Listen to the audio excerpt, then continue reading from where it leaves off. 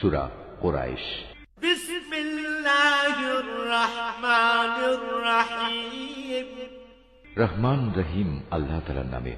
لإيلاف قريش إيلافهم رحلة الشتاء والصيف।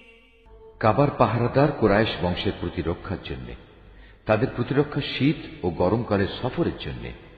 فليعبدوا رب هذا البيت।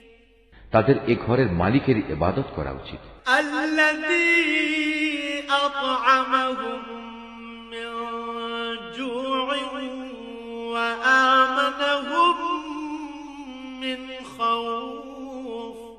যিনি দুর্দিনে তাদের খাবার সরবরাহ করেছেন এবং তিনি তাদের ভয় ভীতি থেকে নিরাপদ করেছেন।